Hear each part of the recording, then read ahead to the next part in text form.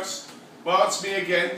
Must be the third or fourth video we've made, so by now you would know I'm sitting in my apartment. It's a very small apartment. Like most New York, what we call galley kitchens, my kitchen's only about 7 foot long by about 3.5 foot wide. I can cook at the stove okay in my wheelchair, but the prep bench is literally about 1.5 foot square and it's blocked by some drawers and such. We're doing a renovation next year if we can get some money. So what I do during the day is I'm home a lot on my own for 12 hours a day because by the time Evelyn catches subways, does 8-10 hours and catches back, I've got a day to fill. In restaurants we call it mise en place. It means everything in its place. It's the preparation you do before you cook. So about mid-morning I'll give her a call. What do you want for dinner tonight? Do you want tofu? Do you want TVP? Do you want Italian? What do you want? Well, tonight we're having pesto. Now pesto is normally good quality organic garlic, good quality organic basil, and it only has some Parmigiano Reggiano, good quality oil, pepper and salt, and it's a good, and you just either use a blender or a pestle and mortise. Now you say, wow, that's a really cool 70s kind of pestle and mortise. Well, actually, it's a 70s candlestick that weighs about 2 pounds.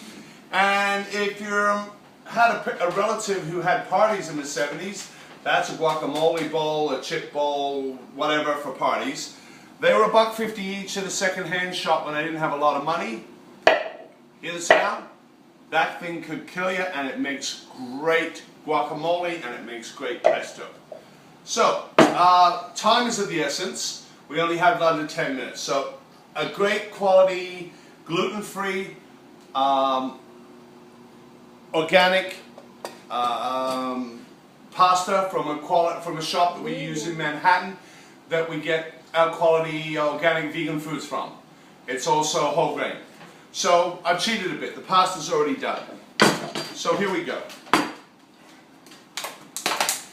I've got this great, as you can see, I mean, it doesn't get fresher than this. This is amazing. So we start.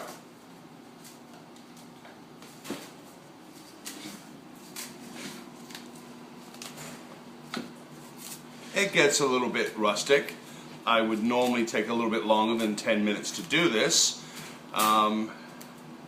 So we get as much of the quality leaves off of this basil as we can. If you had smell-o-vision right now, mamma mia. Oh God, this is good. Even the stems feel good. I mean, smell good. They feel good too. My hands afterwards smell like I've just been to one of those shops where they always spray the latest perfume on you. Just crush it up. It's great. Right? Now, we put that to one side. I got my my famous Wusthof knives.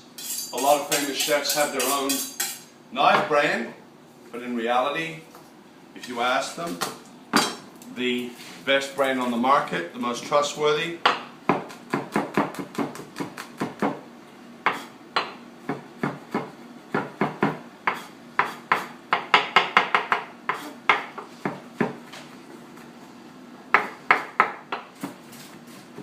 now I don't worry about getting it too small because the construction of garlic is kind of like the construction of grapes. There's cells of essence in there. And I want to make it small and manageable, but at the same time I want the pestle and mortise to do its work. And I want the juices that explode from the garlic to explode all over my bay leaf, my thyme leaves. Sorry, I'll try the, I'm sounding like Simon and Garfunkel, parsley, sage, rosemary and thyme. This is my basil for my pesto. So I just give it a rough chop, and 2 good cloves will be in there. Now you say this is an unusual place for me to be cooking, sitting at her computer desk and her coffee table. You want to know what the most unusual place, and Ella will remember this, it was hilarious. When we first met, we were mad, passionately in love, and she was on a holiday to Australia. This is organic pepper and another great bamboo, reusable woods. Please be kind to Mother Earth. Some salt, a little bit. Always salt every step of your dish.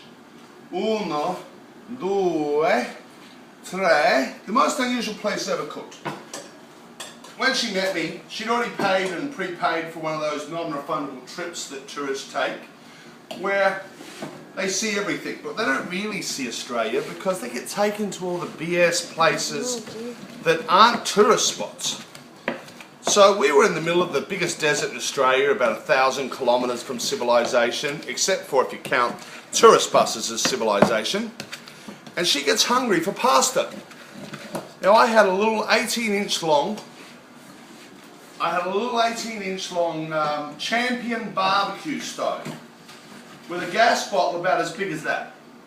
She gets hungry in the middle of the desert. It's next to the Arabian deserts. It's the largest, hottest desert on earth. So she says, I want pasta. So we pull up in the RV, we find a rock, we put my little baby camp stove on the rock. I start doing what I'm doing here, sitting on the desert floor, and I've got marinara sauce bubbling away, I've got some penne bubbling away, and all of a sudden I feel like I'm paparazzi material. I turn around and a tourist bus has pulled up, 200 Japanese, or look like probably only 50, you know, why run a good story with the facts, about 50 tourists are snapping away like I'm the Kardashians with no clothes on, because they have found a crazy Aussie transsexual cooking Italian food in 100-degree heat in the middle of the desert. And if Italian food wasn't enough, I had my ever faithful macchiato, because you've got to have an espresso with good pasta afterwards, don't you? 100 degrees, 1,000 kilometres from nowhere. The only audience was the lizards, but it was a bloody good pasta. Now that's a strange place to prepare dinner. This is just necessity being the mother of invention. If your legs don't work and there's wheels under your ass and you can't fit in the kitchen, you find the next best place. Now, Mother Nature, I would never do this in a commercial setting. I would have gloves on. But if my beloved hasn't caught something from me now, she's not going to from a dish of pesto. So, I've got to get the pasta.